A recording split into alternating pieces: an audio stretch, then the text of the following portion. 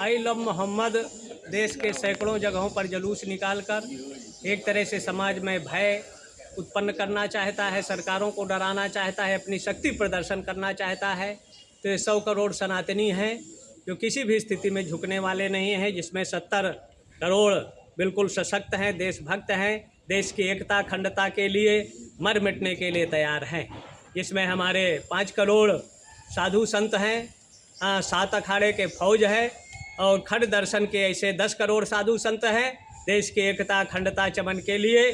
जैसे कभी भगत सिंह, राजगुरु, सुखदेव, सुभाष चंद्र, रानी लक्ष्मीबाई जैसे अनेक तत्या टोपे, शिवाजी देश की एकता अखंडता के लिए कार्य किया। वर्तमान में ऐसे सनातन धर्म की रक्षा सुरक्षा और कोई अराजकता उत्पन्न करना चाहता है, कानून हाथ में लेना चाहता है, बांग्लादेश, लंका या नेपाल का स्वप्न देखता है, वो किसी भी स्थिति में भारत में सफल नहीं होने दिया जाएगा।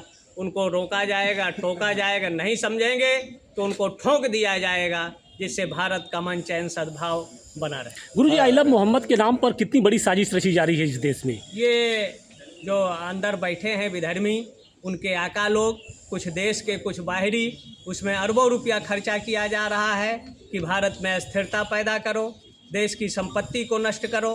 कहीं वो आतंकवाद के रूप में, ISI के रूप में विभिन्न भेष बदल कर और ये मोहम्मद के नाम पर महिलाओं को उनको आगे कर देते हैं। यतीम, अभी पिछले साल गुजरात के नवरात्रि में जो सूरत में दंगा हुआ, यतीम बच्चों को आगे किया गया, दंगा फसाद किया, और जब जांच हुआ तो उनके आका जो मौलाना है वही उसके पीछे आए।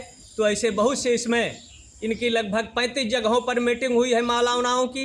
विदेशों से अरबों रुपया आ रहा है कि भारत सरकार को अस्थिर करो, हिंदुओं को अस्थिर करो, उनकी संपत्ति हड़पो, उनकी बहन बेटियों को 10 लाख इस देश की हिंदू बेटियों को बेचा जाता है, किडनैप किया जाता है, उनके अंगों को चीर कर बेचा जाता है। तो ये विशेष जांच का विषय है, और जांच के बाद जो आ जाए, पकड़ में आवे, तो उनकी संपत्ति, अभी जैसे गोड़ा में हुआ, उन्होंने धर्मांतरण के नाम पर अरबों का विदेशों से खेल हुआ, ऐसे इसके पीछे बहुत बड़ी साजिश है भारत को अस्थिर करने के लिए चुनी हुई सरकारों को, और इस देश के हिंदुओं को बांटने के लिए कुछ विधर्मी देख रहे हैं कि भारत को 25-30 जो स्टेट है उनको टुकड़ों में, देशों में बांट दो, जिससे हमारा उद्देश्य सफल हो। लेकिन ये उद्देश्य किसी भी स्थिति में सफल नहीं होने दिया जाएगा।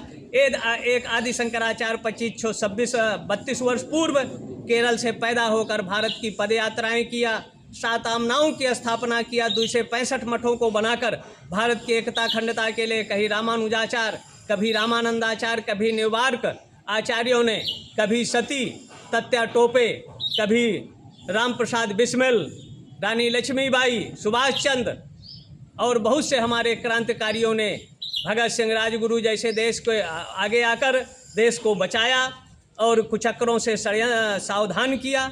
आज आई लव मोहम्मद के नाम पर अराजकता पैदा करना चाहते हैं, संपत्ति नष्ट करना चाहते हैं, उनका जवाब दिया जाएगा। देश का अमन चैन सद्भाव बना रहे, इसके लिए साधु संत बुद्धिजीवी सशक्त, संबल और सशक्त रहे।